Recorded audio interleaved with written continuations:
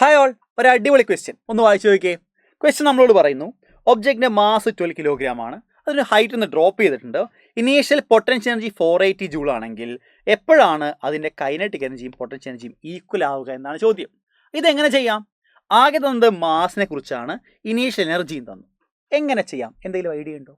So ഇതിനെ വ്യക്തമായിട്ട് ചെയ്യാനാണ് നമ്മൾ കൺസർവേഷൻ ഓഫ് മെക്കാനിക്കൽ എനർജി പഠിച്ചത്.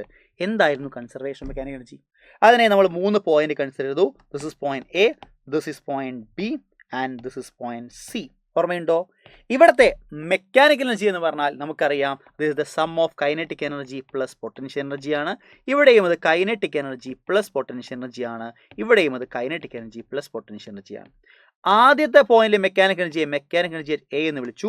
രണ്ടാമത്തെ പോയിന്റിലെ മെക്കാനിക്കൽ എനർജി അറ്റ് ബി എന്ന് വിളിച്ചു. മൂന്നാമത്തെ പോയിന്റിൽ മെക്കാനിക്കൽ എനർജി അറ്റ് സി എന്ന് വിളിച്ചു. According to conservation of mechanical energy, ആ സെയിം ഒബ്ജക്റ്റിന്റെ 3 പോയിന്റിലെയും മെക്കാനിക്കൽ എനർജി സെയിം ആയിരിക്കും. That is sum of kinetic energy and potential energy will be same in each അല്ലെങ്കിൽ ഇൻ 3 സിറ്റുവേഷൻ. ഇതാണ് കൺസർവേഷൻ ഓഫ് മെക്കാനിക്കൽ എനർജി. ഈ കാര്യം നമുക്ക് വ്യക്തമായിട്ട് അറിയാം. ഇനി എങ്ങനെയാണ് ഈ കോൺസെപ്റ്റ് നമുക്ക് ഈ ചോദ്യത്തിലേക്ക് കൊണ്ടുവരാൻ കഴിയുക? നമ്മളെ കയ്യിൽ ഒരു ഒബ്ജക്റ്റ് ഉണ്ട്, അതിൻ്റെ മാസ് ആണ് മക്കളെ 12 kilogram. Okay, that is dropped from A certain height above the ground. If initial potential energy, initially ആ ഒബ്ജക്റ്റിൻ്റെ പൊട്ടൻഷ്യൽ എനർജി പറഞ്ഞാൽ അത് 480 ജൂളാണ്. എങ്കിൽ ആ ടോപ്പ് മോസ്റ്റ് പൊസിഷനിലെ ഒബ്ജക്റ്റിന്റെ മെക്കാനിക്കൽ എനർജി എത്രയാണ്? That is also 480 joule. കാരണം ഈ ടോപ്പ് മോസ്റ്റ് പൊസിഷനിലെ object റെസ്റ്റിലാണ്.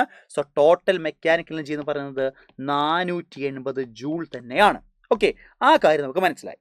Question, find the height where potential energy equal to kinetic energy ആണ്. പൊട്ടൻഷ്യൽ എനർജിയും കൈനറ്റിക് എനർജിയും ഈക്വൽ ആകുന്ന പൊസിഷൻ ഏതെന്നാണ്. നോക്കൂ മക്കളെ, അതെവിടെയായിരിക്കും?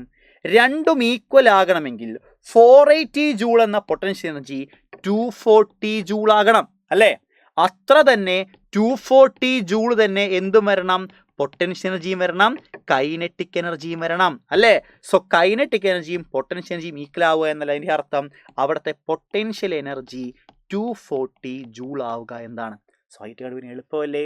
നമുക്കറിയാം, potential energy is equal to m into g into H.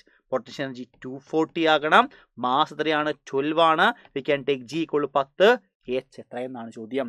So h is equal to 240 divide by 12 into 10. ഇതും വെട്ടി. സോ 12 2 പ്രാവശ്യം വെട്ടിയാൽ h is equal to 2 metre. So ഇങ്ങനെയാണ് നമ്മൾ പഠിച്ച കൺസർവേഷൻ ഓഫ് മെക്കാനിക്കൽ എന്ന കോൺസെപ്റ്റ് നമുക്ക് പ്രോബ്ലത്തിൽ കൊണ്ടുവരിക. ഇതുപോലെ അടിപൊളി ക്വസ്റ്റ്യൻ നമുക്ക് വീണ്ടും കണ്ടുമുട്ടാം. This is Sabari Srinivas signing off.